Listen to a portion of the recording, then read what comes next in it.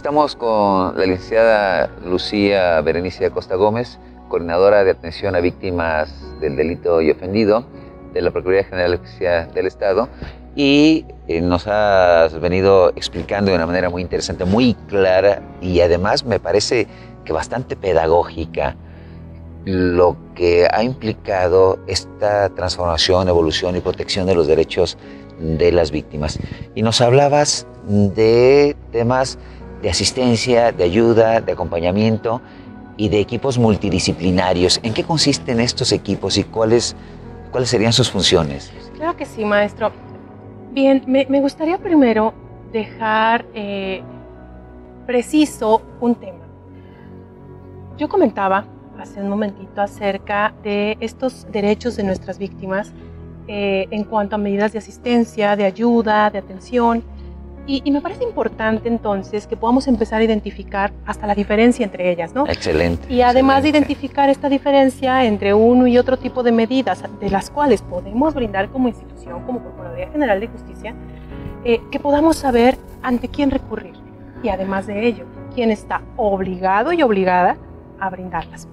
Entonces, estas medidas de ayuda pues son medidas que lo que buscan es atacar de manera inmediata las consecuencias del delito, proteger de manera inmediata a las víctimas, incluso hasta para que las propias consecuencias del delito no se sigan expandiendo, no se sigan dando estas consecuencias del delito, ¿sí? A través de estas medidas de ayuda, pues se busca una atención psicológica de urgencia, como la que yo ya comentaba hace ratito, de atención en crisis, de un acompañamiento para que la víctima pueda verbalizar lo que le pasó, pero también implica una atención médica, psiquiátrica, de urgencia. Nuestra institución, nuestra Procuraduría General de Justicia, puede brindar esta atención a través de las áreas especializadas que se tienen, pero cuando se requiere de una atención mucho más con un esquema diferente, con un esquema que después sabemos que vendrá un tratamiento, entonces tiene que acudirse forzosamente a aquellas autoridades que, si bien la ley establece que son auxiliares, hoy en día le puedo decir que estamos obligadas, que están también ellas obligadas a brindarle esta atención a la víctima y a reconocerle esa calidad y esa necesidad de atención prioritaria, como lo puede ser salud, como lo puede ser el propio sistema de desarrollo integral para la familia, el DIF, CDSU, entre otras. Estas medidas que, como yo le comentaba, se dan de manera inmediata, buscan también apoyar a la víctima en sus necesidades primarias, como lo puede ser alimentación, vestimenta, pago de traslados, pago de hospedaje incluso. Todo esto se logra, y voy a meter un poquito mi tema de el fondo, que ya desde nuestra ley, que yo le comentaba que es este referente, que es vanguardista, ya nuestra ley desde el 2006 contempla un fondo que, como conjunto de recursos públicos, pues busca el que esté a la mano para poderlo afectar cuando las víctimas requieran cubrir estas necesidades. Podría ponerle un ejemplo. Vamos a pensar en una víctima de violencia familiar. Esta víctima de violencia familiar, nosotros queremos, además de brindarle, probablemente llegó a la agencia del Ministerio Público sin haber comido, probablemente llegó descalza, probablemente llegó con sus niños en situaciones que son verdaderamente angustiantes y agobiantes para quien las vive de manera directa con ellas. ¿Qué nos corresponde a nosotros? Intervenir de manera inmediata, procurarles comida, procurarles vestido, procurarles condiciones dignas, procurarles que se sientan valiosas, procurar que esas víctimas se sientan atendidas y arropadas por parte de la propia institución. Pero pensemos en esta víctima que su única red familiar estuviera en otro estado. Entra la coordinación luego de un estudio socioeconómico, de una investigación que tiene que realizarse para poder identificar también esa necesidad de la víctima. Y que es muy pronta, me imagino. En el momento, evidentemente. Y a través de las áreas de trabajo social que integran nuestros 8 equipos, de los cuales ya le comentaba. Entonces, vienen mis trabajadoras sociales, identifican esta necesidad de que la víctima vaya hacia otro estado para que esté con una red de apoyo familiar y que logre consolidarla, que logre que ese fortalecimiento tal vez no lo va a lograr aquí, pero lo va a lograr allá, en algún otro estado. ¿Qué hacemos? Se cubren traslados, se cubren los pasajes de la víctima. Decíamos, ¿no?, que conforme a esta clasificación, pues bueno, la víctima directa, las víctimas indirectas, se cubren sus pasajes, se cubren sus alimentos, y además de ello se hace la inmediata canalización o referencia a, podría decir yo, nuestros homólogos u homólogas en aquellos estados, para que esta atención que nosotros le pudimos haber brindado aquí, ahora se le brinde en aquella entidad a la cual tuvo que trasladarse por la propia comisión del delito. Este es un esquema, pero puede haber otro en donde la víctima no tenga alguna red de apoyo en algún otro estado, o bien teniéndola dice, yo quiero empoderarme aquí, yo identifiqué que necesito ayuda y quiero sentirme fuerte aquí. Mis hijos tienen su vida aquí, yo tengo mi vida aquí y puedo continuar. Para esto tenemos un espacio maravilloso que es nuestro refugio temporal, ¿sí? Este refugio temporal, además de brindar estas medidas de protección inmediata para mujeres y para niños menores de 12 años, además de brindar esta protección, pues en este refugio durante su estancia lo que se busca es esa conciencia de las víctimas, esa conciencia de esa calidad de víctima, pero esa conciencia de que no pueden continuar en esa situación de víctima, que está en ellas, obviamente, con el respaldo institucional para salir de esa condición de víctima. Y lo que se hace entonces en este refugio temporal es brindar una atención multidisciplinaria de manera permanente. Hay atención psicológica, atención médica, trabajo social para identificar estas necesidades de las cuales yo le hablaba y hacer canalizaciones desde ahí, desde el refugio, a programas de empoderamiento económico, por ejemplo, que hoy en día tiene CIMUG, por ejemplo, ¿sí? Además, en este refugio temporal, pues logramos dar esta oportunidad de que la investigación siga su curso y que al momento en que la víctima tenga que salir, ya no haya riesgo para ella ni para las personas que la acompañaron en su resguardo. Perdón, estos refugios temporales son varios en el estado y bueno, por supuesto deben estar bien salvaguardados para evitar que anteriormente el victimario vaya en búsqueda de una mujer que ha sido agredida, por ejemplo, me imagino. Claro que sí.